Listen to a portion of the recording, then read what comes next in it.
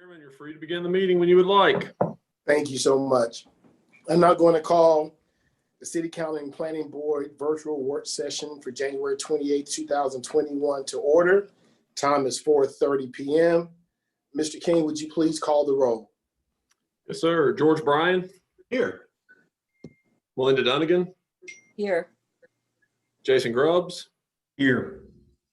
Tommy Hicks. I don't think Tommy's here yet. Clarence Lamb. Here. Chris Leak. Here. Mo McCray. Mo, Here. you're on mute. Yep, sorry. Brenda Smith. Here. And Jack Steelman. Jack, you're still on mute. Here. There we go. Thank you. All right. Thank you so much. I'm now going to turn the meeting over for Mr. King to carry out. All right, thank you, Mr. Chairman. We'll go right to item number 1 on your agenda, and that is a discussion on NCGS, that's North Carolina General Statutes 160D. It's a text amendment that staff has been working on, and there's a little bit of background on this. If you've read the materials that Chris has provided, this has been a long time in the works, and this is a text amendment we're bringing through the Planning Board, City Council, and County Commissioners in response to changes by the general statute. So it is just kind of a high-level overview. Currently, and the way it's always been in the general statutes, you've got basically 2 chapters for planning. You've got one for city planning statutes and one for county planning statutes. So 153 has always been the chapter for county, and 160A has been the chapter for the city.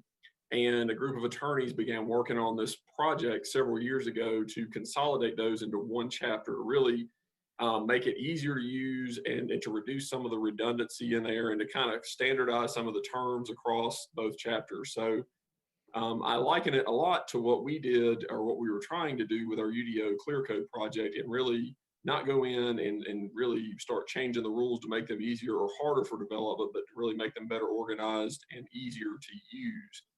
And so that's what Chapter 160D is. We do have a deadline. Local governments in North Carolina, the state is requiring them to make sure their ordinances are compliant with Chapter 160D basically by July 1st. So we're getting this to you today for our first kind of opening discussion on this. It's your work session. We'll see how the discussion goes today. Your February public hearing meeting agenda is pretty light, so we've got some time there if we need it, and we reserve some time at your February work session if you need it there, and we would be looking for the board to vote on this at their March meeting, and after that we would begin working our way through the elected officials afterwards. So that's a little bit of the overview of kind of what we're talking about, what Chris has for you. He's going to go through each section and kind of add, tell you what it is, give you a little bit of context on it, and just as a bit of background on this, staff, so Chris, Kirk, Desmond, and myself, along with the city attorney, Angela Carmen, Jerry Contos, and Frederick Johnson from the county attorney's office, we started doing Zoom calls to go through all 120 some odd pages of Chapter 160D. Probably back in the fall, we would meet once a week to kind of go through, and we'd cover some ground and then move on to the next part of it. We've combed through that pretty well, and what Chris is going to be presenting to you today are the things that specifically relate to our ordinance that we need to correct. So without further ado, I'll turn it over to Chris. Thanks, Aaron. Yeah, this is one of those things, as Amy's pulling up the slideshow, you can go ahead and go to the second slide if you want to. Aaron's kind of already covered that.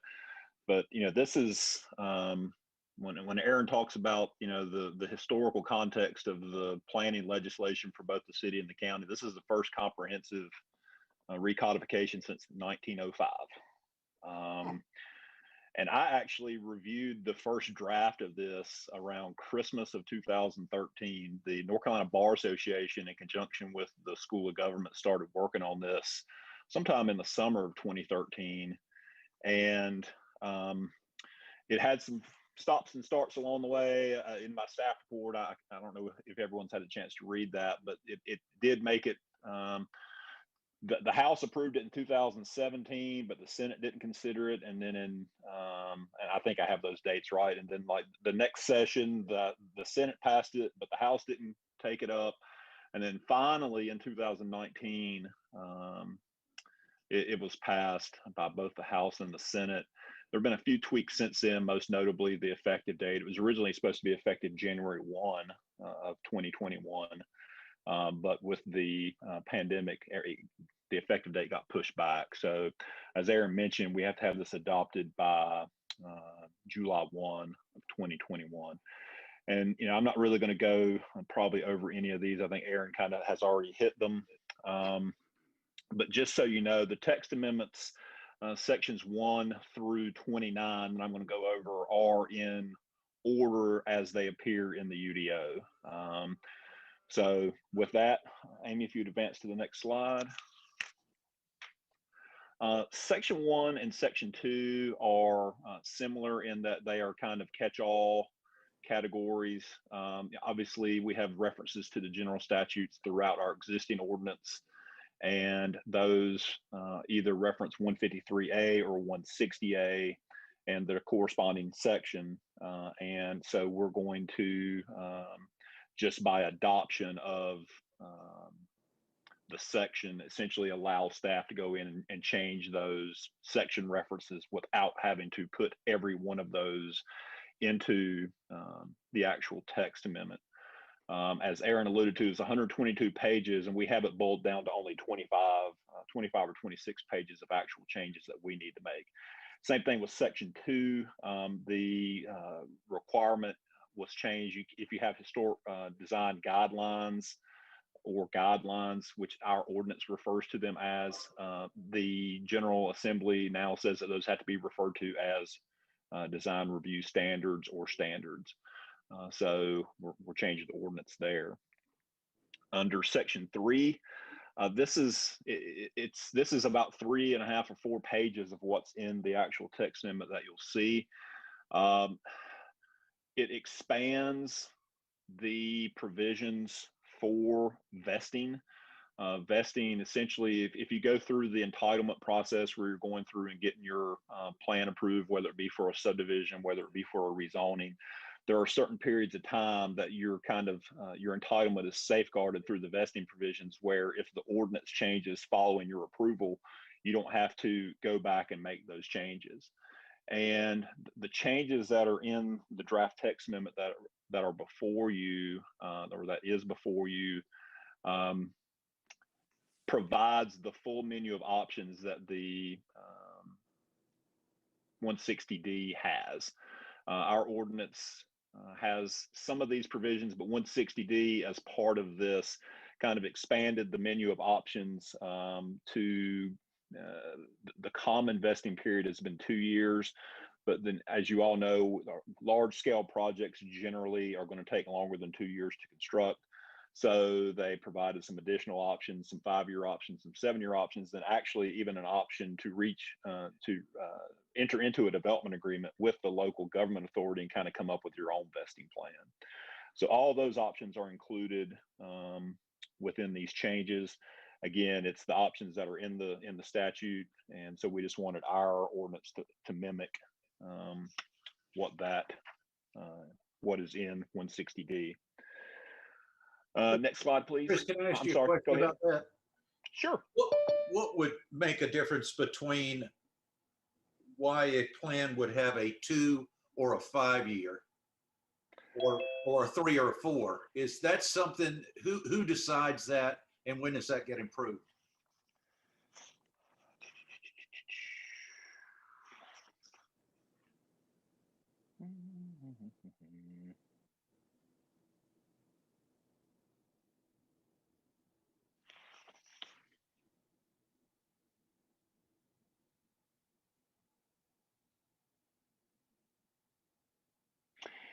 If you go to page 4, if you look at 3A, the 2 year is what the vesting is, but it gives the ability. If you look at the second line under 3A, the vesting shall not be extended by any amendments or modifications to a site-specific vesting plan unless expressly provided by the local government, and local government provides that rights regarding a site-specific vesting plan shall be vested for a period exceeding 2 years, but not exceeding 5, if warranted by the size and phasing of development, the level of investment, the need for the development, et cetera, et cetera. So essentially, what I would say is that if you're in the process, you get the 2 year, but if you're in the process and you see that you're not going to be able to finish it within that period of time, and there's some substantial change that's happened in the ordinance, you can go back to the elected body, essentially probably through like a site plan amendment procedure, but essentially say, we don't want to change anything. We just want you to extend our vesting from 2 to 5 years. And then if you go on over to page 5, item 4, You similar. must be looking at another document that I'm looking. You're not talking about page 4 on this draft document.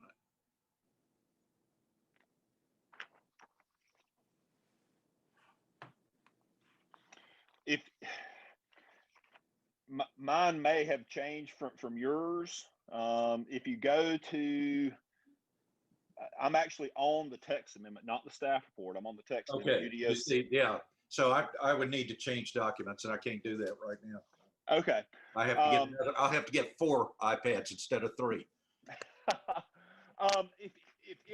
If you have questions, feel free. I mean, if you go through and you want to Okay. ask, just shoot me an email and I'll get you the response. But essentially, it lays it out actually how you go about doing it in the actual text of the document. The 26-page document. There's that 2-year option, and like I said, you can, if you feel like you're not going to be able to finish it within that 2 years, you can go back and ask for an additional 3. And then there is a provision under that was under section 3, under section 4, that you can, if it's a multi-phase development, let's say, like a Brookberry in today's day and time would probably come under the development agreement, where you would enter into an agreement with the city and say, it's going to take us 15 years to build this out. It's going to take us 20 years to build this out.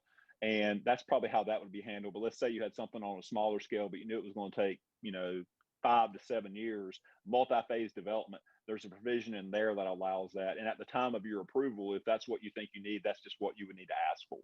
So I think it's going to be based on asking. Now, I will say that under, basically none of this has kind of changed. It's adding it to our ordinance, but it doesn't really change our practice.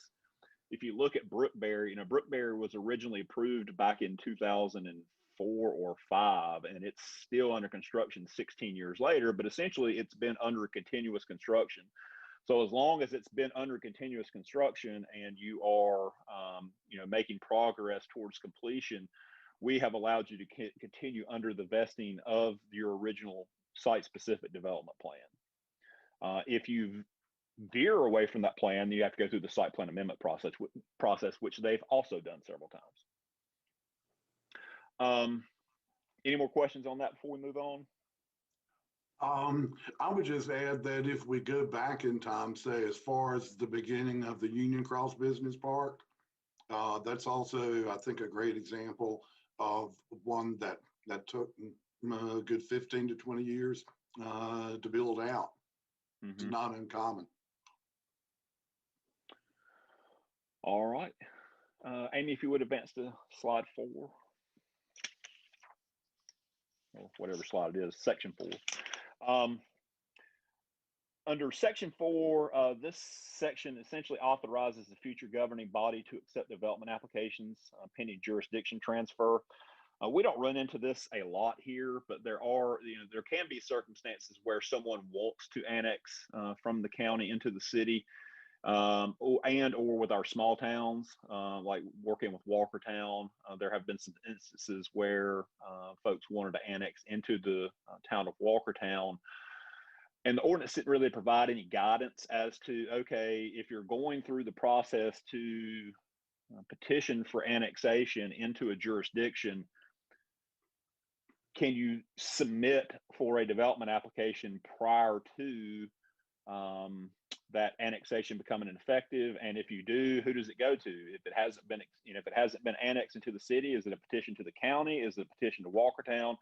And the General Assembly through this saw that as an issue and actually provided a solution. Essentially says that if you are petitioning another jurisdiction for annexation, that you can submit a development application to that jurisdiction It's just that jurisdiction can't act on the development petition or the development application until the annexation becomes effective.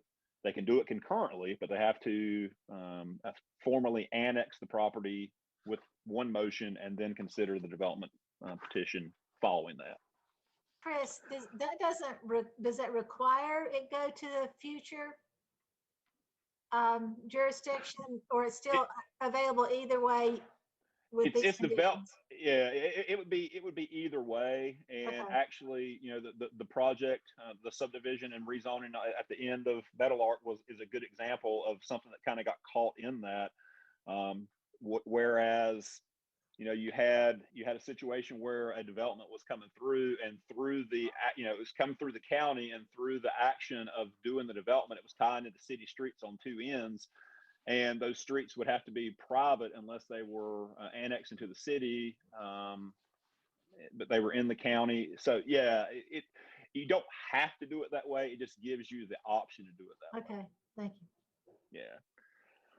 Yeah. Section 5. The information that I sent out on, I think it's section 5, section 7, section 29, and maybe 24 or 25.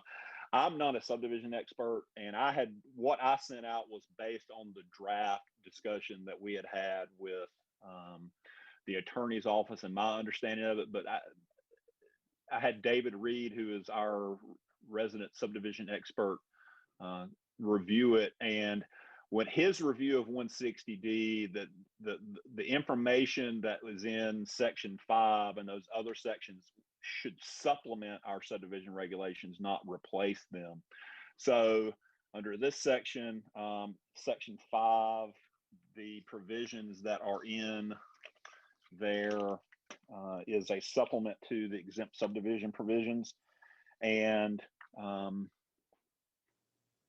it just basically simplifies and better explains the provision, but what you actually got in your draft might be a little different. It's probably the same for the exempt, but where we get into the changes to the minor subdivision provisions, those retained all the existing language, just added some additional language to the ordinance. Under section 6, this I think has actually been in the statute for several years, but had just never been caught by anyone. Several years ago, the General Assembly capped the amount of contingency for incomplete infrastructure at 25% under surety bonding. And I believe our existing ordinance still had that capped at 50%. So you could require a 50% addition to the amount of the incomplete infrastructure on the surety bond to record your plat, and that's now capped at 25%. So that's all that relates to. If you would go to the next slide, Amy. Section 7, this is what I was referring to a second ago in the draft that got sent out. A lot of information was deleted on your draft, but this section just provides an additional category for minor subdivisions and further specifies that this additional category, if you meet these conditions, only a plat's required. It's almost like a de facto exempt subdivision. If you meet these provisions, you just submit a plat, get it recorded. So that's an addition to the existing minor subdivision provisions in the ordinance. Under section 8, I'm not sure how many folks are aware of whenever the planning board reviews a site plan that eventually has to go to the elected body for a special use permit, all you're doing is considering the site plan. But whenever the elected body is considering the actual special use permit, it's handled just like a Board of Adjustment special use permit. It's quasi-judicial, and it is basically, it's just like a court case. You can't have hearsay information. The information needs to be presented at the hearing, so that there's the ability to have cross-examination and all those kind of things. Well, whenever Angela took over with as the city attorney, there were some practices that were in place for elected body special use permits under the quasi judicial procedures that didn't meet the letter of the law. We weren't doing sworn testimony and some other things. So Angela tightened that up. And in doing so, the council was upset because they didn't have the ability to discuss those items with their constituents, and wanted to provide their constituents with the ability to provide some feedback. So Angela developed the verified motion procedure whereby you could provide written comments, and it was essentially, you know, the verified part of that was it was determined that the folks making the comments were in fact the folks making the comments, and those comments were then submitted to the elected body. Well, the General Assembly is very specific on what can be passed on to the elected body for commenters, folks that submit comments, and it can only be the name and address of those folks. So we've eliminated that verified motion provision in the ordinance, and essentially provide that, you know, you can submit comments, but the only thing that's going to be passed along to the city council and the county commissioners will be the names and addresses of those folks making comments. Under section 9, this section just clarifies existing practices for published notice for UDO text amendments. Our ordinance said it had to, I think our ordinance said it only had to be done once a week or one time between 10 and 25 days. This has been a provision this has been a requirement for years that it had to be done twice. Our ordinance just didn't say that. We've been doing that. And when I say we, the city council has been doing that because that's actually the decision authority for text amendments. Amy, if you go on to section 10. Again, this is something else that's just making it clear in the general statute and then subsequently into our ordinance that you can make written statements, written comments for UDO text amendments. And if those comments are received by the clerk at least 2 days prior to the meeting where that item will be heard, those comments will be forwarded on to the elected body either prior to the meeting or will be at their place at the meeting. Section 11 is similar to section 9. It's the same thing. It's the published notice twice, but this is for the zoning map amendments. Again, it's something we've been doing, but our ordinance just didn't reflect that. Chris, to get clarification on that. So when we discuss a text amendment at the planning board level, the same requirements for publication aren't there, right? We have, I don't have the ordinance in front of me. We have requirements for publication. I'm not sure that ours specifies twice. I think ours specifies once. And again, there's not even a statutory requirement that we have a public hearing. Since you're acting in an advisory role, okay. There's not a requirement for us to have a public hearing statutorily, but locally the decision was made that we would. But I believe for the planning board, the requirement is a published notice one time between 10 and 25 days prior to the meeting. And folks wanting to comment on that text amendment to us and the publication of our minutes that goes to either of the bodies, that isn't scrubbed based on this.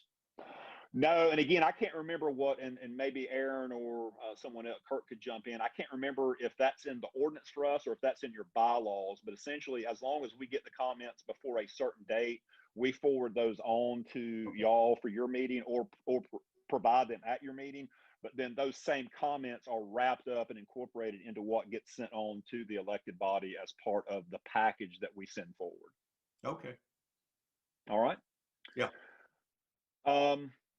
Section 12 is similar to a section that will come up later specifically for the planning board, but for the elected body, there is currently a conflict of interest provision in there that talks about if you have a direct interest in a matter that's going to come before yourself as an elected body representative, then you would need to recuse yourself. Similarly, or this expands that to essentially say if you have and I'll get to the specific language. If you have, says further, a member of the elected body shall not vote on any zoning map amendment or development regulation if the landowner of the property subject to the approval has a close familial, business, or associational relationship with the member. So, it's kind of expanding that. And again, I think that's been our practice. I think that's been the practice of the elected body if there's any chance that there would be a conflict of interest, I think they check with the city attorney's office and make sure that they're in the clear. And I think that the planning board, whenever we get to that item in the future, I can't remember what number it is, it's somewhere between here and 29. But essentially the General Assembly provided those same provisions for the planning board. And again, I don't think it's really any different than our practice, but I think it's just good that they have actually gone on and expanded that conflict of interest provision. And I think it's good that we're putting in our ordinance just to make it clear. Amy, if you could go on to the next slide. Section 13. And again, this is similar to the one that we had earlier. This section just makes it clear that written statements may be submitted for zoning map amendments. And again, as long as those comments are received at least 2 days prior to the hearing, that those items will be forwarded on to the elected body for their consideration, either prior to the meeting or at the meeting. And again, that's for zoning map amendments. Same thing as we talked about earlier for zoning text amendments. This is just zoning map amendments. Section 14 looks like it's a fairly substantial change whenever you look at the amount of language that's been added there. But what the General Assembly essentially said in their provisions is that if you are going through and doing a special use district zoning and you have a specific site plan, then you have to follow that site plan, or you have to take any changes to that site plan back to the elected body unless the elected body specifies by ordinance in the ordinance that staff can make minor modifications. We have had the ability to make minor modifications to approved special use district site plans since probably prior to 1979, but both the city and the county by resolution approved the means by which staff can approve staff changes back in 1979. That's what we've operated under for the last 42 years. This change essentially just takes the specific language that the city and the county's language is different, but we took the language from the city resolution and the county resolution and incorporated it into the document, into the ordinance, so specifically what staff can approve based on what the city says and what the county says. So it's not changing practice, it's just putting it into the ordinance. So if you look at what the city, says, it just says, it's under D. It says planning staff shall be authorized to modify, amend, or eliminate site plan elements and special use district permit conditions when, in its judgment, such amendment or elimination is consistent with the basic intent and concept of development exhibited in the site plan or special use conditions originally approved. So the city gives a little more leeway, a little more discretion.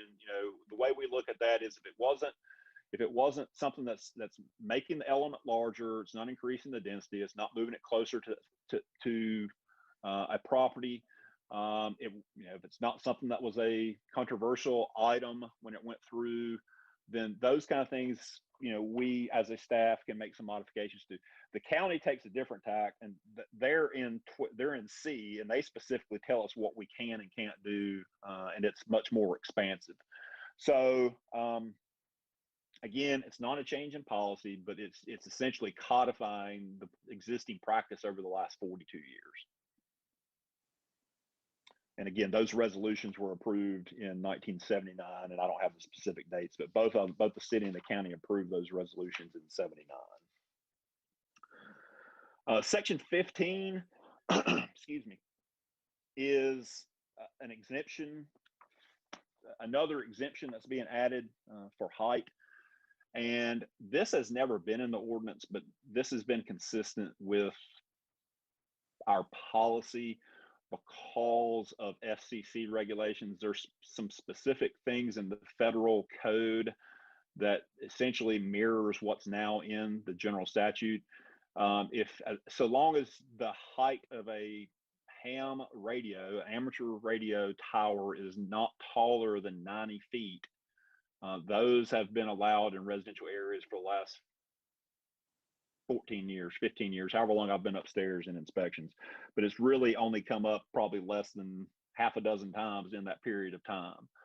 And the FCC and the general statute regulations essentially say that you can regulate the height below 90 feet, but there has to be a clearly stated objective goal, purpose in the ordinance as to why you are regulating that in between the height of the district and that 90-foot cap that the FCC has. And again, half dozen times in my 15 years upstairs, it's probably even come up as a question. I'm not even sure how many of those have ever even been erected. So what we did is we just went ahead and put the exemption up to that 90 feet into the ordinance as a height exemption consistent with FCC policy and the general statute provision. Amy, if you would move on to the next section or next slide, please. Section 16 again provides some of that guidance, and again, this is optional. It's providing options. We have lots of parcels that are split city county. We even have parcels that are split over counties. And what this section in the general statute and now in our ordinance provides are options on how development applications on properties with split jurisdiction may be handled. Such options are by agreement of both jurisdictions, or I should say all jurisdictions. I suppose there could be instances where maybe it's Kernersville, Winston, and the county, or Winston, Clemens, and the county as an example. But essentially, all the jurisdictions and the property owners would have to agree that, let's just say you had a parcel that was both in the city and the county, and the city and the county and the property owner agree that that's all going to go to the county's jurisdiction for the purposes of the development approval. That's something that can be done by resolution and agreement amongst all the parties. Again, it just provides some guidance. Nothing that says you have to do that. We've had plenty of projects that have been approved, and we run them through both the city and the county. The city approves their portion, the county approves their portion, and we just move on with 2 dockets. I think this makes it cleaner if folks want to agree, but again, it's an option, it's not a requirement. Section 17, this section, we wanted to add this in here just so it didn't get lost. There's a provision in the general statute that essentially talks about building design elements and how building design elements can only be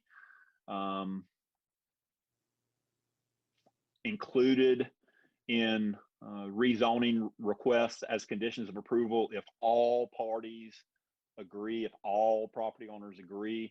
You know, a lot of times if you have, you know, some builders coming through and he doesn't mind that, you know, there's some aesthetic provisions that he's willing to make because he wants his product to look a certain way, and he'll agree to conditions of approval related to that. He's the property owner. He can agree to that. And that kind of becomes part of the approval process.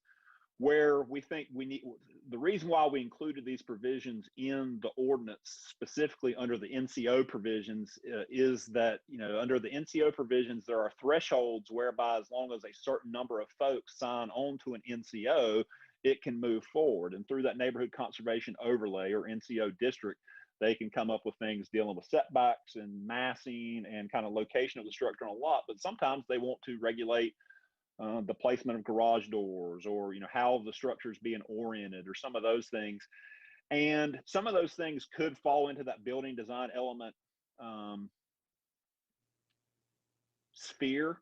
So we wanted to make sure that under the NCO provisions, we included that reference just so it didn't get lost. And the reason why that's important is, again, if you're bringing through an NCO and let's say you have a neighborhood of 30 homes, you want to preserve that, and all 30 property owners sign on to the NCO, they can propose building design elements because they all agreed to that. If you have a neighborhood that comes through, and let's say it's, again, 30, but only 20 of those want these regulations, they could not have building design elements as part of their NCO proposal because they would not have 100% agreement from all the property owners.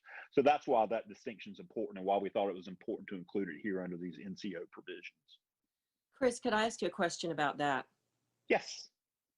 I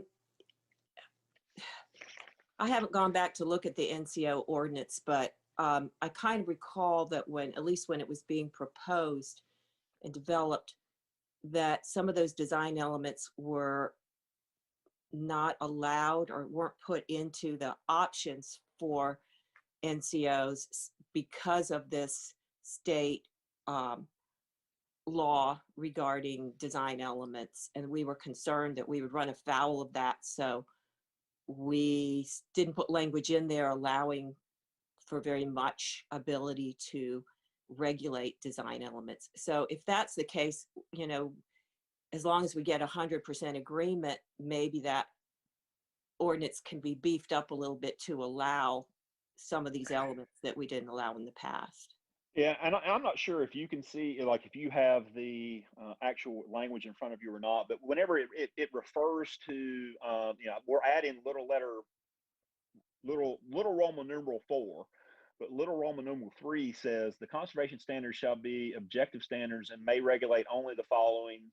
And it says dimensional requirements. Then it says parking requirements, signage, lighting, vehicular access, location of exterior entrances and stairways, roof shape, building orientation and scale, outdoor storage, and location and screening of utilities. So, you know, some of those could fall into those building design elements, depending on how far they want to push them. So again, it's not, I don't think it would necessarily preclude it, but if everyone doesn't agree to it and they have something that might fall under that, and we seek advice from either the city or county attorney, you know, again, it's just kind of putting folks on notice that they need to be careful on what they bring forward if it has any of those building design elements as a component of it. Yeah, I'm just saying that people may not understand that they could they even have the option of including those things if they get 100% agreement. Right. And, Okay. and one other question about that is, so I assume this doesn't apply to HO districts, or does it? It does not. There are specific exemptions for H and HO from that general statute provision. Okay. All right. Anything else on that section before we move on to 18? And I know Kirk's on here, and I'll defer to him if there are any questions that I can't answer, but sections 18 and 19 deal with the transmission tower provisions. And the reason why it's sections 18 and 19 is similar to some changes in a couple sections later where we have city sign ordinance and county sign ordinance. The transmission tower regulations are a little bit different for the city and county. So section 18 and 19 essentially put the same language into the ordinances, just in two different places. And that new language is dealing with co-location of small wireless facilities. And we feel like it's probably already covered in the ordinance, but we wanted to specifically reference the general statute provision whereby the co-location provisions for small scale wireless facilities are addressed in the statute, just so it was clear. And essentially, it just, the reference for the city and the county just says co-location of small wireless facilities shall be defined in conformance with federal and state law, including the standards defined in section 160D 930-938 of the North Carolina General Statute. So it's just basically referring to those, and there are some specific provisions that deal with how those small scale facilities are handled. You know, this is essentially co-location within the right of way, and in residential areas, it allows those co-locations on poles to be no taller than 40 feet. So if you're going on an existing utility pole, or you're even going to put up a pole in the right of way, it can't be taller than 40 feet. And in non-residential areas, it's 50 feet. And this just allows for the installation of those small scale wireless facilities within the right of way. And And again, essentially it says you have to allow them as long as you meet these provisions of the 40 and 50 feet respectively. So Chris, with can I that, ask a question about that? sure. And again, I Um, might have to have Kirk jump in.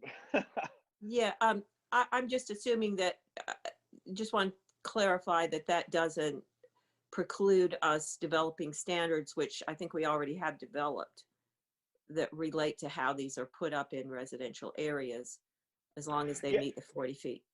Right. And again, I believe they're probably, again, 930-938. I mean, that's probably 6 or 8 pages of information in there. And it probably, it does have some of that information in there, probably regarding cabinet placement and those kind of things. Since it's within the right of way, generally speaking, we don't even handle them. That goes through engineering records, because generally it's going to be an encroachment agreement. So it's something that we really don't even see, but these statutes are utilized by by engineering records and by the assistant city attorney who handles these co-location agreements within the right of way. She's very familiar with these regulations, and these regulations have actually been on the books for years as well, several years, just haven't been codified, just haven't had the reference into our ordinance back to the general statute. Okay. All right, Amy, if you would advance to the next slide. Section 20, this is something that's also been in the ordinance for a number of years. It wasn't, it really wasn't that critical before, when we allowed accessory dwellings. And I can't remember exactly when it showed up in the general statutes, but it had never been codified into our ordinance. But essentially, if you have, it mandates that you must allow temporary healthcare structures, assuming that they comply with all the requirements in the statute, and those requirements are included in your in this draft ordinance under section 20. It's in, and then 1 through 5 with lots of little subsections. And essentially, it just provides that, you know, there's some size limitations. There's some limitations on who can occupy them. And then the most important provision is the provision that deals with, they have to be gone within a certain period of time after the need is no longer there. If the person you're caring for has passed, etc., there are provisions on how that has to be removed within that period of time. I know that's, you know, again, this is a change from practice currently, since we don't allow accessory uses or accessory residential structures, but this is just one of those temporary use provisions that is good for the life, so to speak, of the need. What would be examples of that besides ramps? Examples of what? The standards? Of temporary healthcare structures.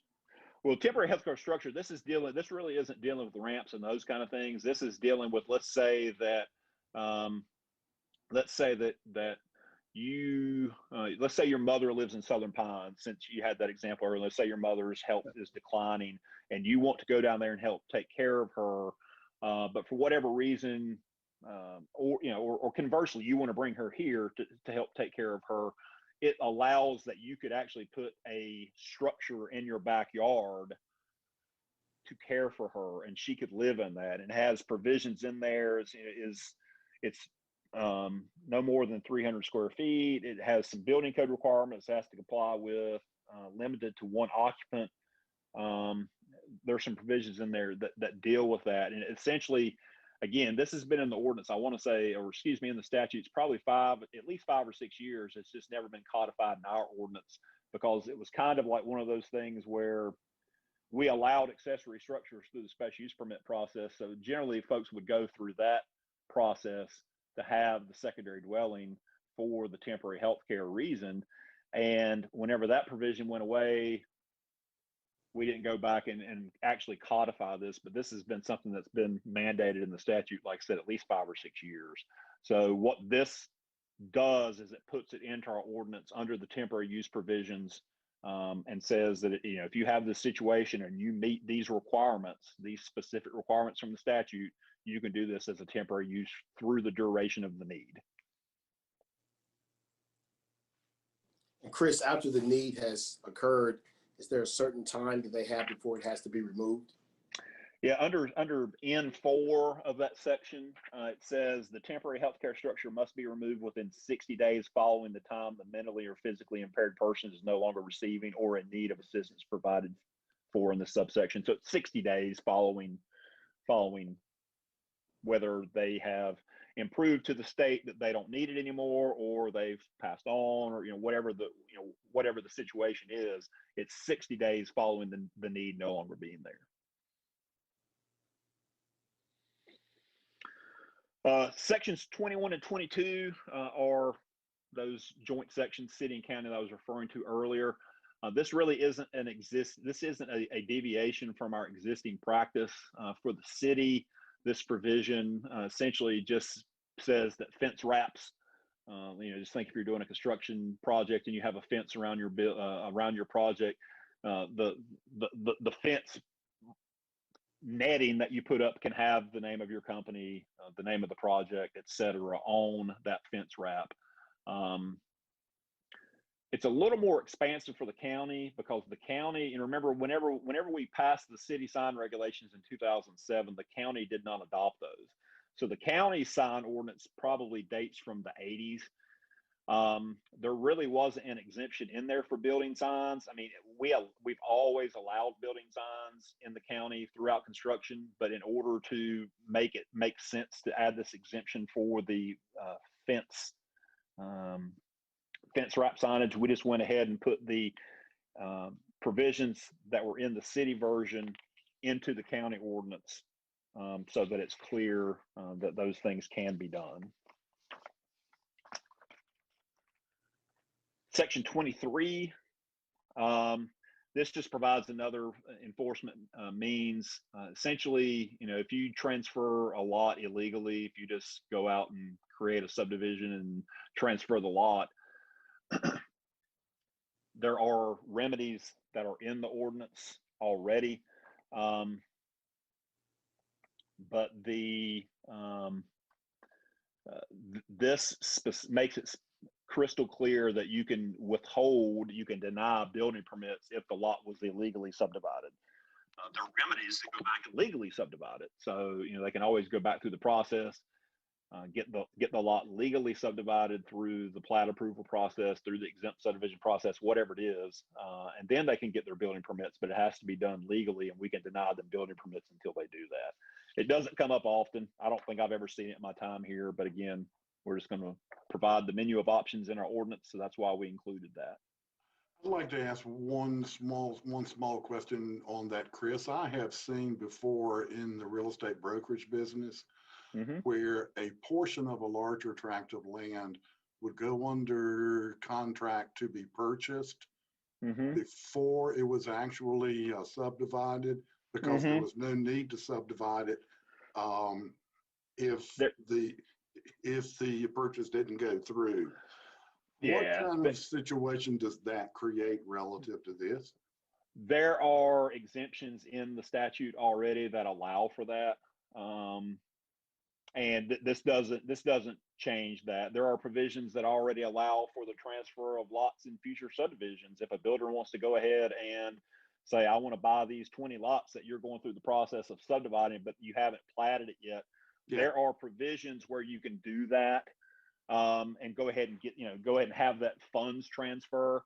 It's just the lots don't physically transfer until the plat's recorded. And it's the same kind of thing. So those exemptions are still there, and this would not catch those folks. So you mean the deeds don't transfer?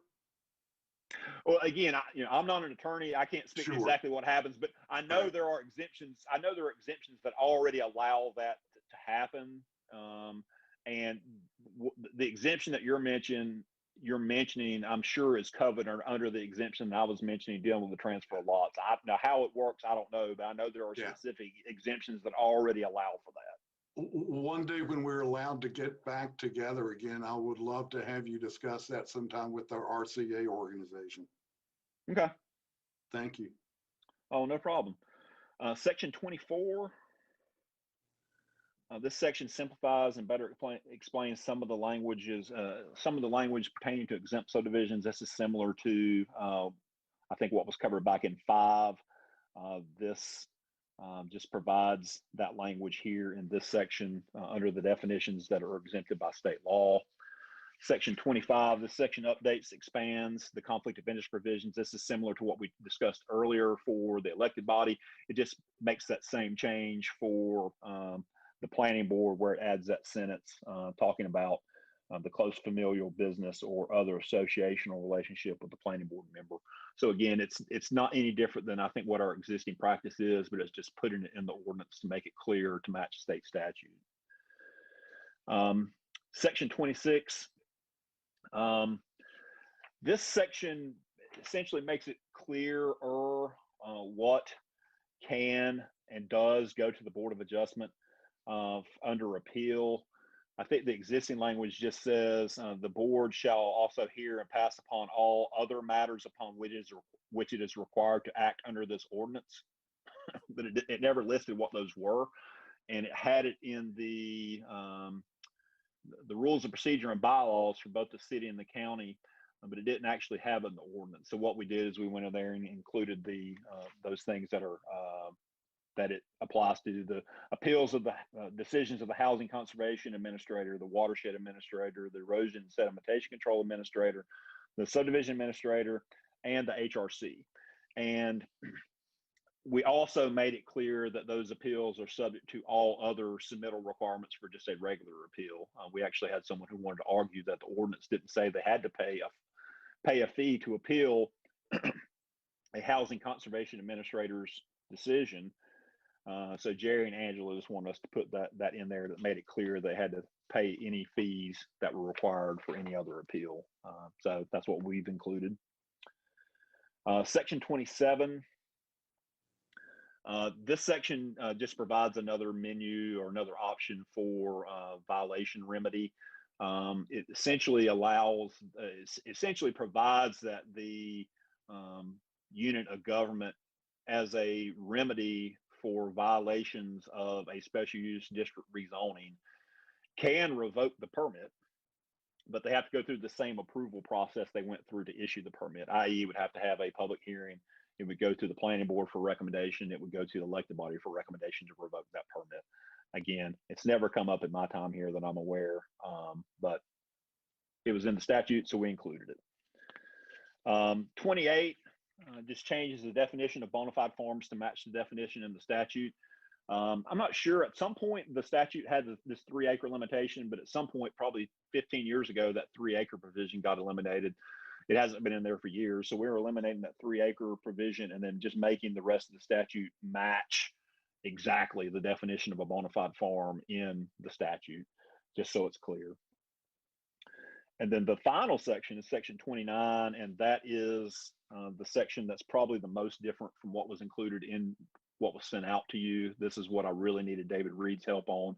And again, all it did in the end, it did not change the existing definition of subdivision. It actually augmented and supplemented that to provide another category of minor subdivisions.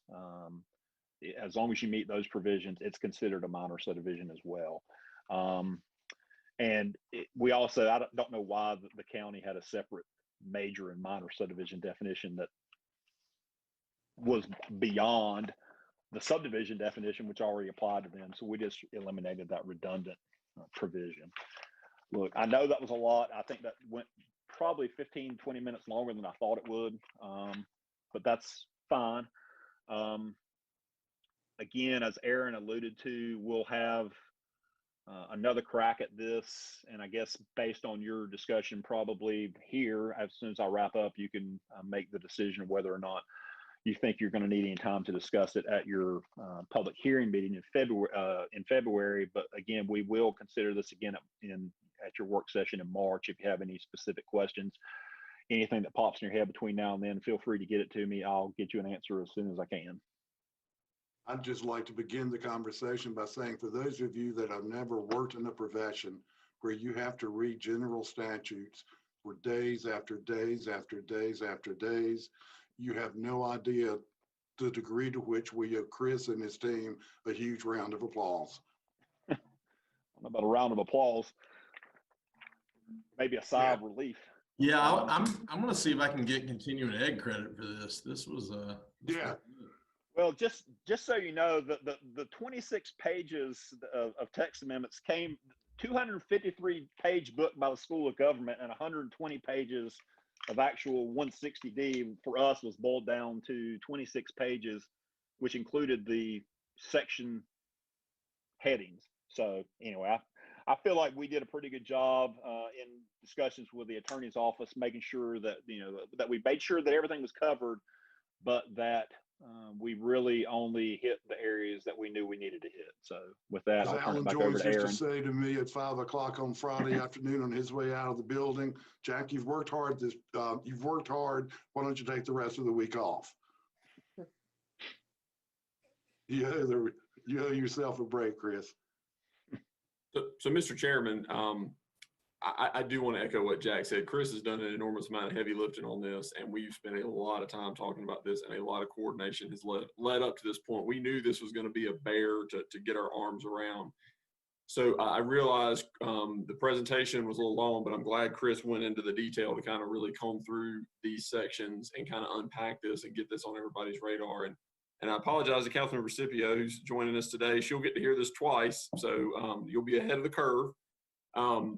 But what I would recommend is that's a lot to digest at this point. If you have specific questions based on something Chris has shared or something you need some additional information on, please get those to us, and we can get those turned around to you, or we can collect those and go through those at the end of your public hearing meeting.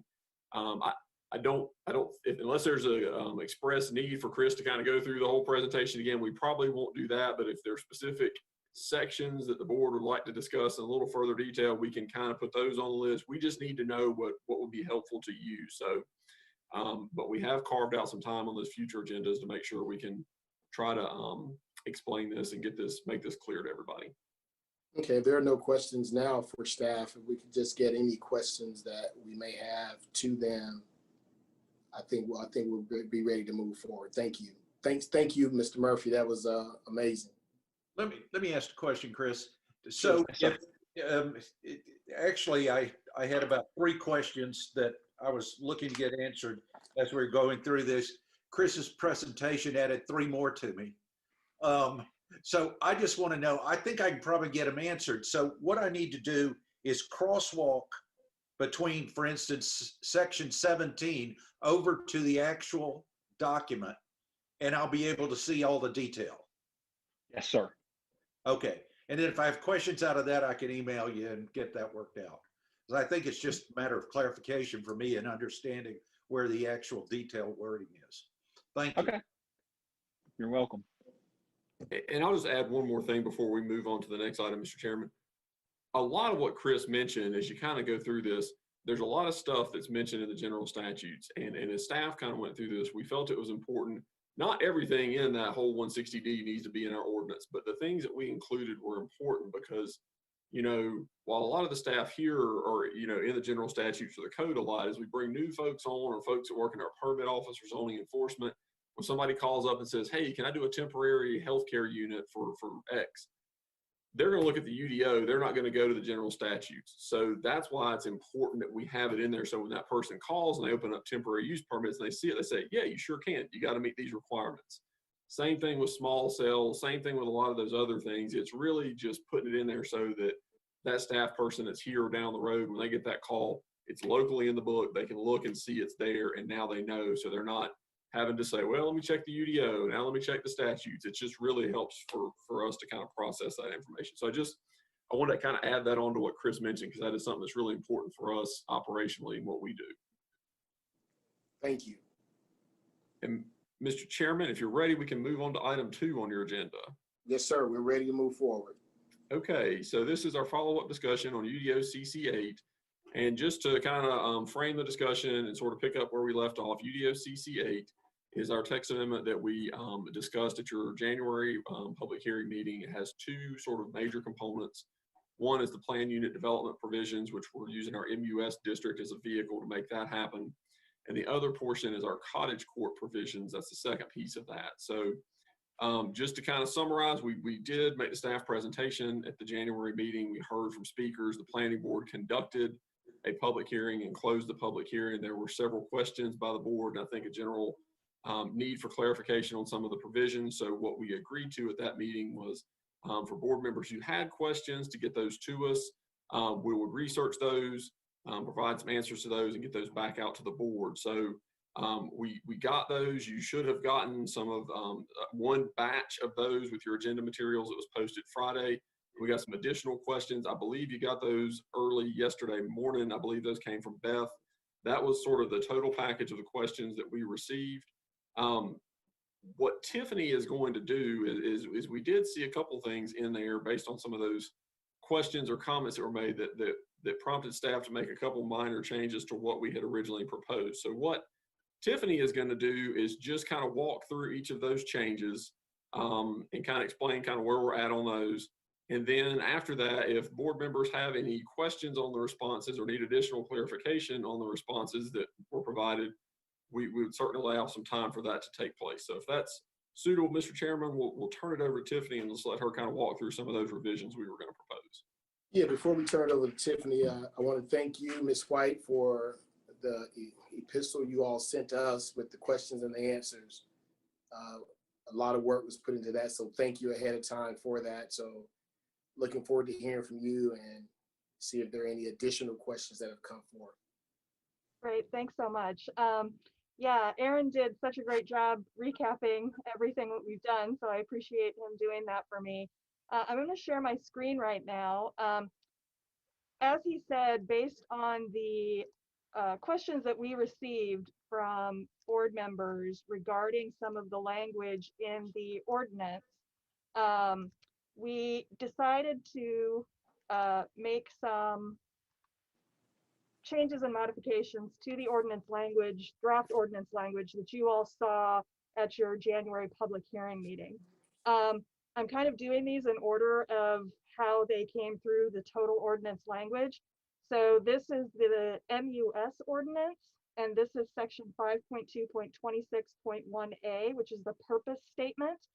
There was some concern that perhaps the purpose statement didn't really give a good reflection of the standards that we wanted to see in the MUS district as our version of a planned unit development, and that perhaps we should make this language more robust to tie it more clearly to both legacy goals and development goals that are in other places in our UDO. So you can see here that the text that's highlighted in yellow is the additional text that we're proposing adding to what you saw in January. So I won't read through all of this. This language was included as part of those answers that you all received with your work session packet.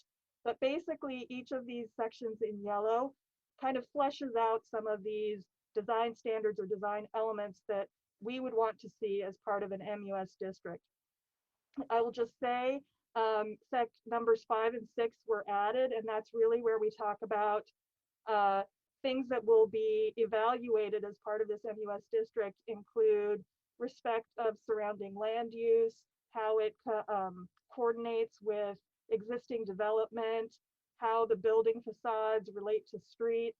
And then in section 6, we really talk about walkability and transportation, multimodal transportation. So these were items that were brought to our attention that we thought were missing from this purpose statement language that we felt we needed to add in to make this section a little more robust and give a little more direction and clarity to developers who might be looking to use this ordinance. Moving on, this says MUS ordinance updates. I apologize, this is actually cottage courts. So this is section 5.2.261C, permitted principal uses for cottage courts. We said that that could be attached or detached housing, and we saw the need to add a little more clarification that the permitted uses for attached housing units would only be allowed in those districts where the underlying zoning allowed it. So if attached units are allowed in the underlying zoning, they'd be allowed in the cottage court, but if they're not, they wouldn't. So just adding some additional clarification there. Can I ask a question, Tiffany? Yeah. When we talk about cottage courts and the number of units, is that the number of structures or the number of households? It's the number of units. So if you had a duplex, that would be 2 units. So you could Oh, have, so that's 7 considered 2 units. right. Okay. It's number of units. Yep. Okay. Section 5.2.26, 1E3, minimum size.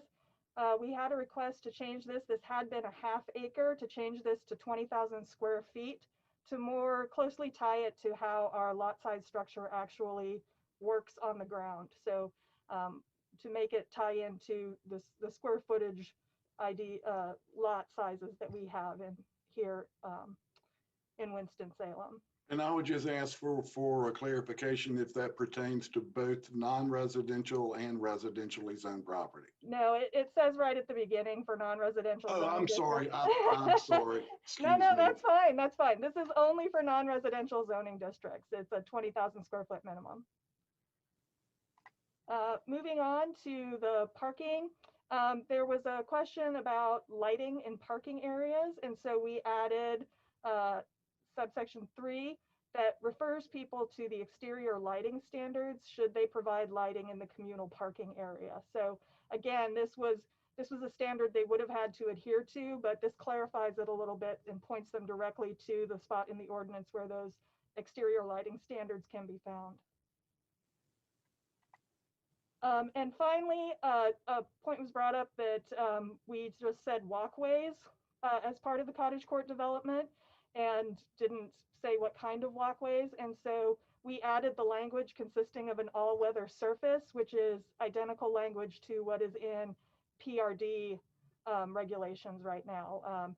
So again, making sure that this isn't just a dirt path that would get muddy, making sure that there are some standards there that provide for an all-weather surface within these walkways within the cottage court. So those were the only ordinance language changes that we proposed as a change from what you saw in January. Should those be accepted, they would be added, and the language in the ordinance that you would see at your February meeting would reflect those changes.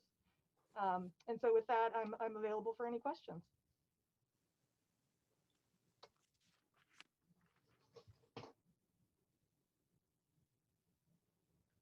Yes, Tiffany, I have a question. I know we provide for parking spaces, but do you see any reason to limit or to cap the size of the parking area? Because I noticed that there was a provision in there that allows for RV parking, and I'm just wondering, at some point, would there be too much parking potentially that could be somewhat obtrusive? You mean the square footage of the parking, the area of the parking? Yeah, relative to the number of units, yeah, or relative to the size of the site. Right. None of the other cottage court provisions that I looked at from peer communities specified size of parking area. That wasn't something that we put in there. I think that it would be up to the developers to determine, and in the review process, how that might look. Again, they have to meet other requirements as far as the size of the parcel itself and the courtyard open area. And I think as a development tool, they would probably want to maximize the area where they could put the units rather than where they could put cars and other vehicles. And Melinda, so like from like a developer standpoint, parking is really expensive. So the least amount of parking, it's generally, when we see it and like going through it, it's unit, it's like it's generally 1 unit for 1 bedroom units. It's a minimum amount of parking per unit rather than like the square footage of it. And I think every developer is like the least amount of parking possible would be great, just because it's just expensive to put in and it takes away from the green space. Okay, I was just wondering if they foresaw that as a potential issue, and it doesn't look like it. Another question I had to do with, I had asked you a question about applicability to GMA3, and your answer was you thought that there was potential to use this in GMA3. I was just wondering, about whether this is consistent or not with the PRD rules, which exempt, well, PRDs prohibit, there's a minimum size of 3 acres for PRDs in GMA3, not in GMA2. So do you see any inconsistency there? Because most of these cottage courts would be on 3 acres or less, is what I'm assuming. Yeah, and we saw this as a way to kind of meet up to that 3 acre minimum for PRDs. So you kind of have this gap between minor subdivisions, which is up to 3 units, and then the PRDs, which start at 3 acres in GMA3, and that cottage court would kind of fill that space in between. So that was one of what we saw as the positives of allowing cottage courts in GMA3, is allowing for these smaller acreage infill sites to be utilized for residences. Okay, but why would you not allow PRDs on sites less than 3 acres? What's the reason for that in GMA3? Tiffany, could I answer that question? Sure. Melinda, I think you raise a really valid point. I'll tell you that 3 acre minimum site threshold has been in the ordinance since '94, back when it was the original UDO. And then subsequently, when you'll remember, we did the comprehensive PRD text amendment back in 2007, and then Desmond did his recent text amendment last year. That's just something that we really didn't evaluate as part of those text amendments, but I think that reflected kind of an early 90s, late 80s model of thinking where, as Tiffany was kind of alluding to in her presentation last month, we saw the PRD almost being like a PUD in those times, and as such, it was meant to be a larger development. That being said, I think that if the board sees fit, this is certainly something staff could do in the future, is amend that, because I think you're absolutely spot on in raising that point. If we're all trying to expand housing choices and flexibility, that may not be something that reflects where the community's at in 2021. Yeah, perhaps, but I still do have a reservation about extending this to GMA3, mainly because of the lack of additional infill standards that we have for GMA2. And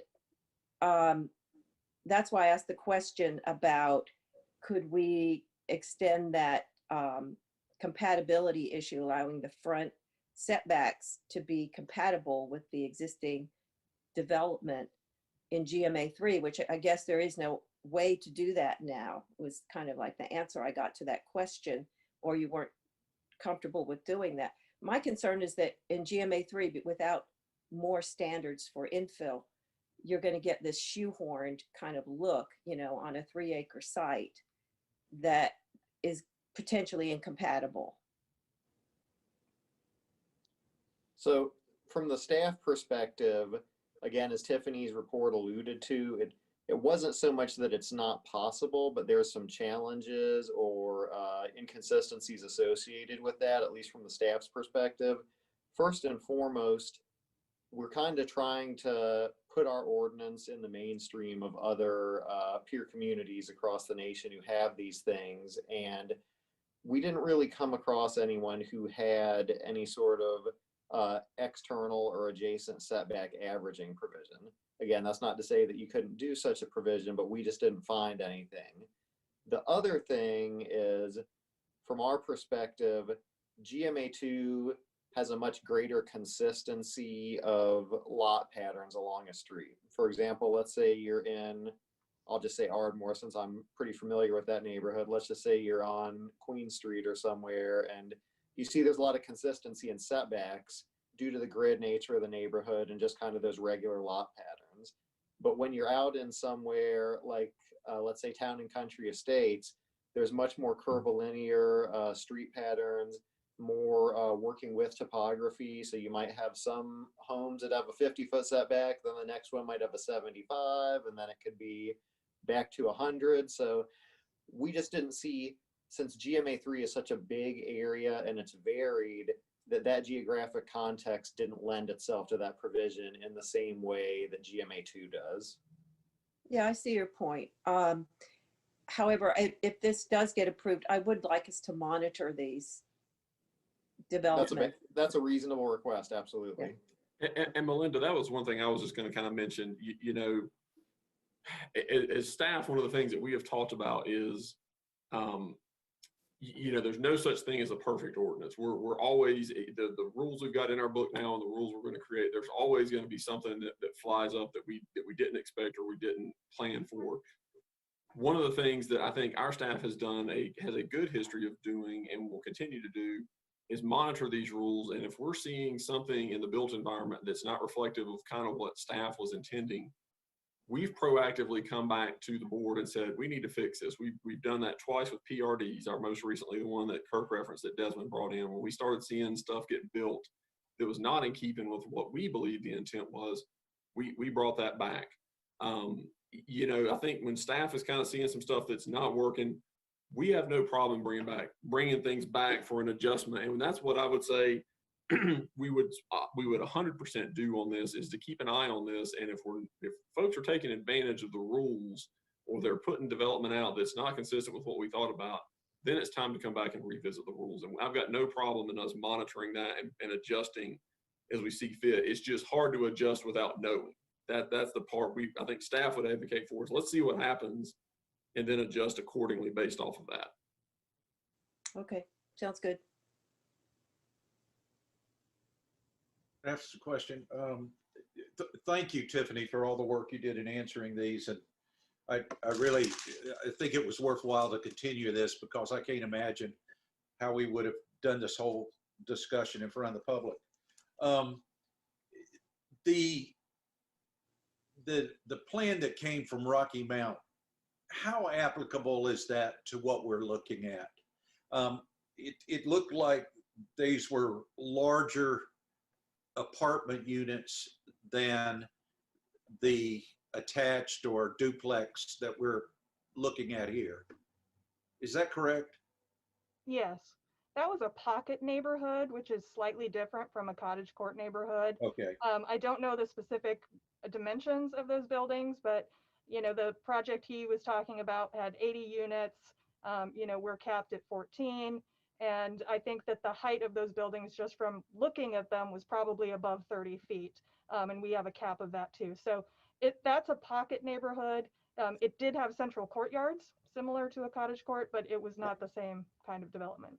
And I think that's where some of the confusion may have come in, is it was exactly as Tiffany mentioned. It was an attached neighborhood that happened to have a courtyard. It was, and that's one of the things we are victim of as planners, is we have this terminology that's very confusing: pocket neighborhood and cottage courts and all those things. And as we're talking about purely cottage courts, no, staff would not view that as a purely cottage court in what we're designing with these ordinance standards. Well, and part of it for me was presenting MUS and cottage courts at the same time and how they supposedly interfaced. And I certainly appreciate the answers about MUS, because that makes me much more comfortable understanding that and how that works and how it gets approved. Now, walk me through, and I don't know whether it's Tiffany or Aaron, walk me through cottage courts now. So if somebody decides they want a cottage court, where does that go to? What point does the planning board have any input on that, and on what grounds does the planning board have any input? Go ahead, Tiffany. So a developer would propose a cottage court. They would come in for a plan review, similar to how people submit for subdivisions or PRDs. Staff would review based on the standards within the cottage court provision to make sure the site plan meets all of the requirements that are outlined therein. They would report that up to the planning board with their recommendations, comments, similar to how you see PRDs and subdivisions. And that's when the planning board would see it at a public hearing, have their discussions, and vote for recommendation. Okay, so the neighborhood wouldn't necessarily have any input into whether this was a good thing for that particular site or area in their neighborhood, or the style of the housing or anything like that, is what we're saying. So keep in mind on the style of the housing, we really couldn't get into that from a statute standpoint anyway. So let's kind of set that one aside. In terms of the input into the development, it would be treated as Tiffany referenced, just like a subdivision or a PRD. And on those, the UDO does not require that developer to do outreach with the neighborhood. We don't put signs up. We don't send letters out. We don't do any of those things. And the reason that staff went with this approach is again, as we kind of think about where cottage courts slot in on that residential continuum, you know, minor subdivisions are staff approval, and then kind of next in line is cottage courts, and then next up would be PRDs and conventional subdivisions, for which, you know, it's the rules that we outlined just previously. We felt that cottage courts, we certainly didn't think cottage courts needed to be approved at the staff level. We felt it should mirror those processes for subdivisions and PRDs. Yeah, it's just that when we've watched what's happened out on Country Club Road and how that has changed the neighborhoods and the juxtaposition of places to it, there have been many times when, you know, neighbors have wished to have some input into that and what would be appropriate along the way with that. And that's been very awkward. I was further a little bit concerned when, well, not a little bit, based on the prison that's out on Country Club Road, I was concerned about walls around these, because what I understood from Legacy is our aim is to make things more walkable, more interactive neighborhoods. And yet what I have seen in the development that has been going on that was perhaps unpredictable was a little tiny blocks, more fragmented neighborhoods have risen up as a result of what has been approved. And that's just an obvious example to me down that way. There are many other examples through different neighborhoods along the way. Isn't there any way for us to anticipate that and try to make these neighborhoods flow better and be more walkable, and some of the goals that we have in Legacy? I'll mention one thing, George, and I think as a contributor to that, a lot of the parcels, a lot of the stuff that we're seeing happening in GMA2 and even to some degree in GMA3, large singularly owned tracts of land are just not available anymore, like you probably had as you were developing subdivisions in previous generations that could have more connectivity and span out. So what you're seeing, you know, the example you used on Country Club, there's a couple of them there. There's a Cliffmore development in Pendleton, which are not too far apart there. Those were really small tracts of land that developers kind of assembled and put together. And when we get these developments in these small doses like that, it's really hard from a connectivity standpoint to do much there. We try, if there's an ability for connectivity, then we try to kind of work that in there. But that's, I think, one of the contributing factors that you're seeing in some of these smaller infill kind of cobbled together neighborhoods where you're assembling these tighter parcels. It's a little tougher to do. The walls kind of component, you remember we had a big discussion about walls and fences that our city council you know, asked us to look into several years ago. We had a lot of debate and we talked about that at great length. And I can tell you from staff standpoint, the further we got into that, the more confusing it got between what's a wall, what's a fence, what's regulated, where it goes, and so forth and so on. So that is why, and Tiffany, I don't know if you noticed any of the cottage court ordinances that you reviewed that had any specific standards for walls, fences, any of those things that you ran across. The only thing that I saw was one ordinance discussed basically like a knee wall around the courtyard itself could only be so high. So let's say you had a sidewalk and a partition to the grass area. That was the only thing I saw. None of the other provisions I reviewed mentioned property fencing or anything like that. And in fact, another one that I saw strictly prohibited property fencing between the units themselves, but nothing around the parcel or nothing about gates. There was no mention of gating or anything like that in any other provisions. And I'll add one thing to what Tiffany mentioned. The other thing I would also offer, George, is, you know, it kind of goes back to Mo's point when you really start thinking about developer costs. That site at Cliffmore, and I think probably if you had asked the developer in hindsight, would they have built such a large wall? My guess is the answer would be probably not in hindsight. But on that site, you were able to take the enormous cost of that wall and distribute it around the number of units you had in there, probably 20 some odd plus units. When you start getting into a cottage court and the development costs associated with that, when you're only going to have 4, 5, 6, 7 units to spread that cost over, doing some kind of wall or additional cost like that, it's tough when you got to start spreading that over only a small number of units to go around.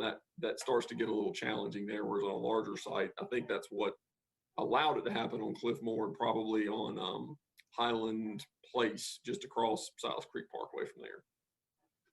So, I mean, I'm trying to look at the unintended things because I'm concerned that what we're doing with this is we're basically taking residential neighborhoods and saying that you could tear down a few houses and, you know, build 14 back in there, something like that.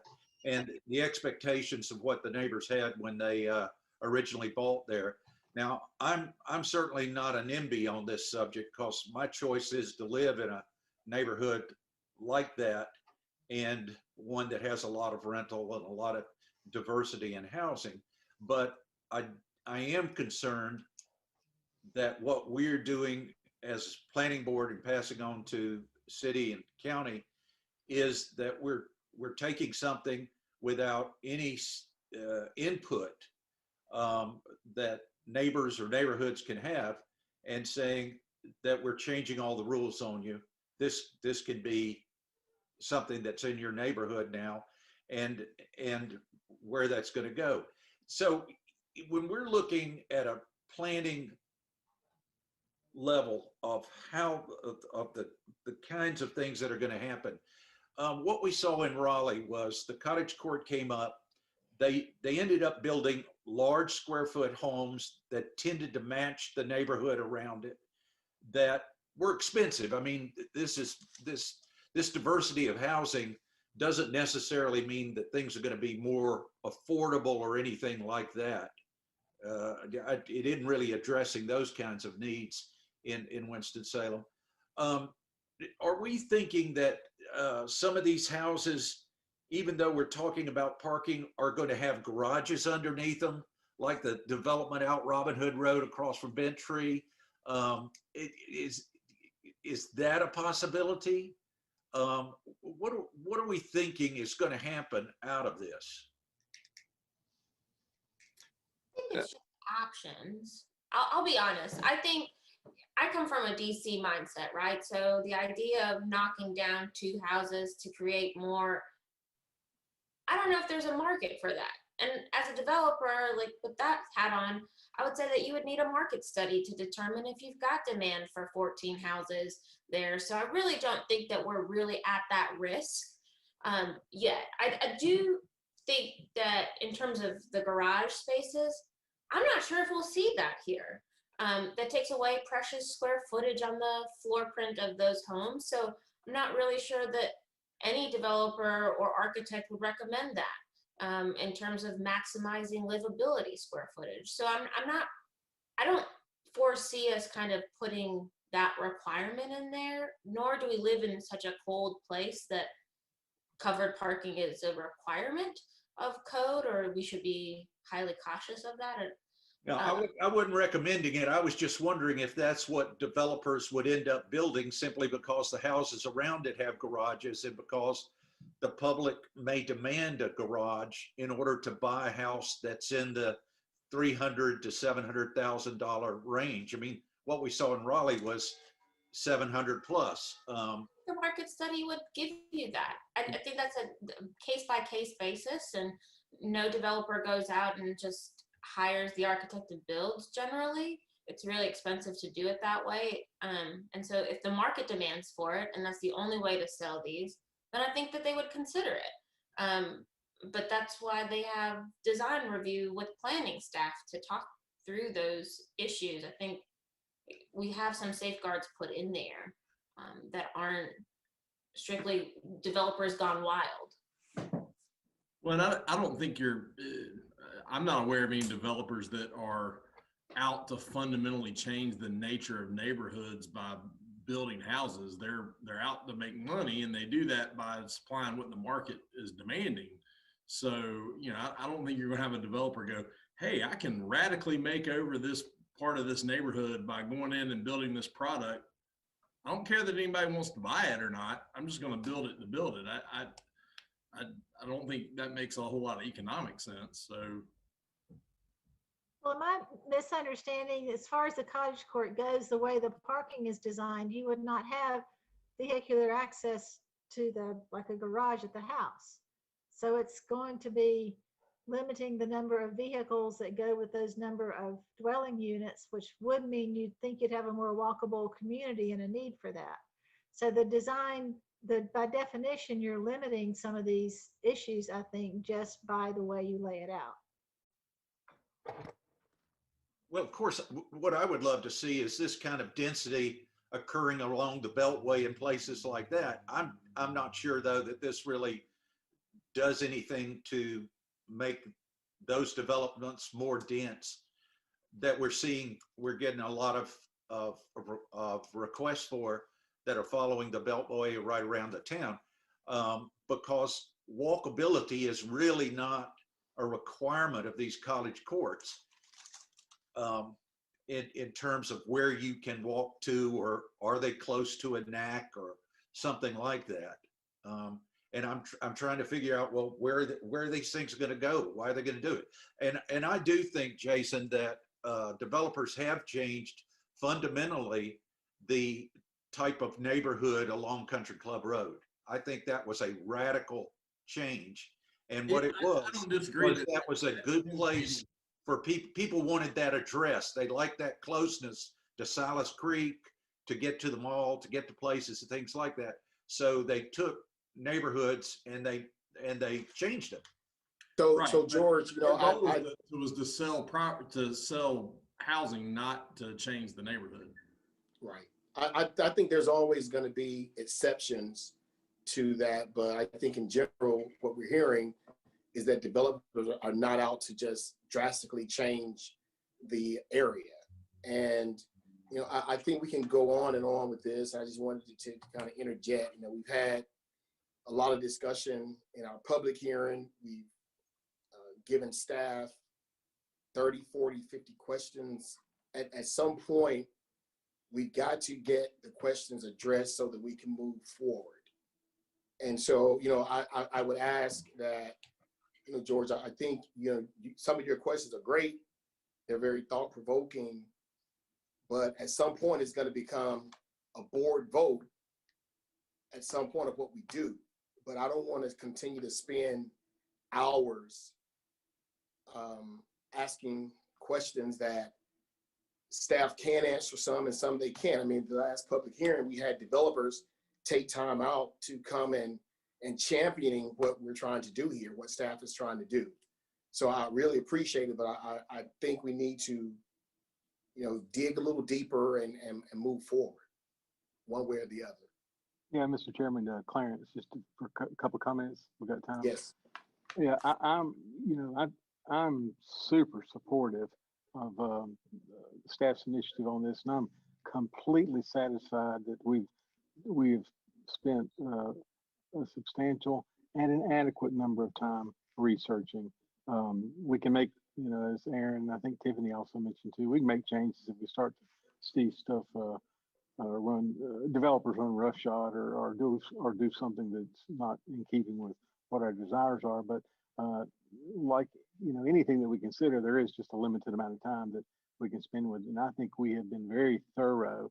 We've had a couple of real good opportunities to be educated about this. So I would suggest as soon as we can, let's go ahead and move along with this. Also, I would definitely like for us to revisit the 3-acre limit on PRDs. So that's something for a future date. But I'm ready to go. I feel like we're in good shape, and I feel like it's been a good, thorough discussion on this. Lots of research too. Thank you. I just want to say, Clarence, I agree with you on the PRDs if we have cottage courts in GMA 3. It just makes sense. Yeah. Yeah. Where are we? Do we need a motion? Or what do we need? Clarence, what we'll do is this item will come back on your February public hearing meeting for a vote at that time. So we were going to use the work session to flesh out the issues and provide additional information. It'll be back on your February agenda for a vote at that time. Super. Thanks for your hard work and giving us some extra time and getting a bunch of extra questions answered. Thank you. And thank you all to the board for your diligence in reviewing this information and digging in and putting some good questions forward to help shape this. So thank you to you guys as well. Mr. Chairman, if you're ready, we can move on to item 3 on your agenda, which is, it's a little unusual. We always plan for sort of a little update on our work program mid-year. Generally, when we do this, we haven't just talked to you in December before because we did the 6-year kind of split on the work program. So a little bit of this is redundant. I think Kirk is just going to hit a couple high spots on this one just to kind of bring you up to speed. So with that, I'll turn it over to Kirk. Thank you, Aaron. Let me do the shared screen really quick here. Can everyone see that? Yes, sir. Okay, so again, kind of an unusual year here with the number of times we've talked about work program. I just want to make you aware of about half a dozen things. So the first thing is regarding the comprehensive plan update. We've talked to the board about this before, and it'll be a multi-year process, but staff has started our internal work on that. We've actually put together a department-wide work group on this, and what we're doing right now is actually a literature review where we're going through and each staff member is looking at 2 different comp plans that are out there, analyzing them for things we like, things we don't like, and we're going to use that as the basis for what's state of the art and where we go with our initial steps for our plan. The next thing also on this first page here is the UDO clear code graphics. I know you all have been very pleased and appreciative of the works done by our staff member, Dakota Pale Short. I can't remember if we mentioned this to the board or not yet, but Dakota actually left us in the beginning of January. He went to work at his dream job. So unfortunately, we're going to have to put this project on hold until we find another designer to hire into staff who has that kind of planning, architecture, landscape architecture background. We still have Marco Andrade on our staff, but Marco, as you all know, has a lot of projects on his plate. So this is something that's just going to have to take a back seat until we get someone else on staff to fill that role. I want to talk about the Downtown Streetscape Master Plan implementation project. You all remember that last year we approved the Downtown Streetscape Master Plan itself, and as kind of a follow-up, there was going to be a text amendment that would codify the recommendations of that plan. Due to the substantial nature of this in terms of it affecting downtown development, we want to make sure that we provide a good public input component to this. Due to the prevalence of COVID still in the community, that makes us want to put this on hold until next fiscal year. So we're going to kind of see where we are in the summer when we're coming up with our next work program, but that's something that we want to kind of put on hold, make sure we give people an ample and appropriate opportunity to comment on that. Going to the next page here, looking at corridor and interchange plans. We've talked to the board previously about the new Walkertown Road, Northern Beltway interchange is the next one of these plans that we're going to be doing. That's something that we need to have a large discussion with the town of Walkertown on, since they're actually probably 50% of the land area in that interchange study. And we've reached out to them, but we're kind of being cognizant of their council schedule and when we can have some preliminary discussions on that. We also want to make sure we have an adequate public input process for this as well, similar to the downtown streetscape update. So we're going to do some staff work on this, continuing to kind of look at area conditions and mapping and research things of those nature. And the actual public input will start sometime in the next fiscal year. Going on to the next page here, minor subdivision requirements. That's something that our land use staff have been looking at for a while here, but we put that on hold until the cottage court regulations work their way through the system. We just want to make sure we have a clear picture of what cottage courts looks like and see how that does or doesn't interface with these minor subdivision regulations. The only other thing that I want to point out here towards the end of the report is the consolidation of our offices, planning and development services on the 3rd floor of the Stuart Municipal building.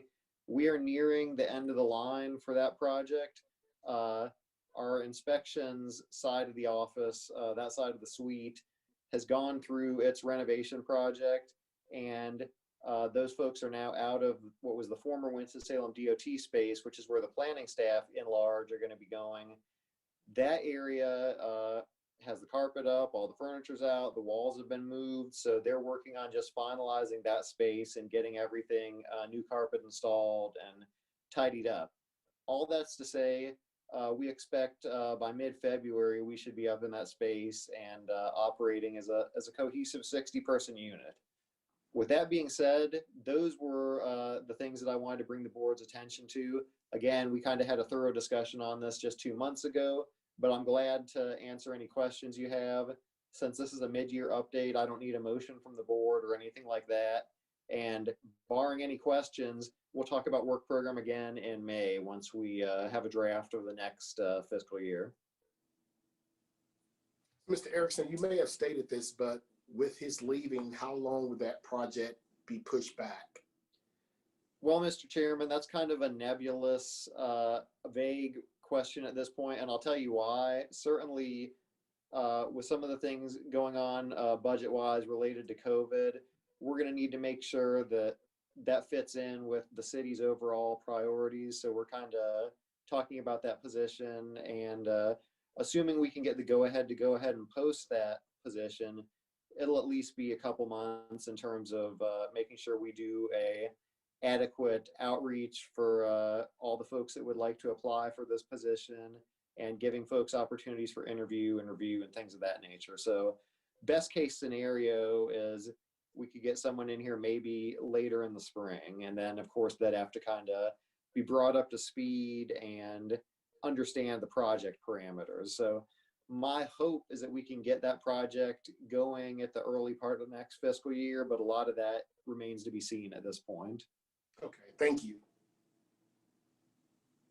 Mr. Chairman, I'll just add a little bit to what the first item that Kirk touched on was the comprehensive plan and really sort of the groundwork to kind of get that initially kicked off. As Kirk mentioned, we're doing a little bit of a literature review on other folks to kind of educate ourselves on what's out there and get some ideas for what we may want to do or not do here. And that was kind of fun this week. Samuel Hunter on our staff kicked it off and reviewed the Raleigh comp plan and Rochester, New York. And it was very interesting to see some of the things that each community did and didn't do and to kind of get the juices flowing and thinking about that. So that's going to be a fun process for our staff over the next few months on Tuesday mornings at our staff meetings to get up to speed and see what everybody else is doing and learn from that. And at some point we'll be, I'm sure, coming back to you at a work session and sharing some of that information that we have found through that process with you to let you see some of that as well. All right. I hope it's more fun than reading general statutes. Me too.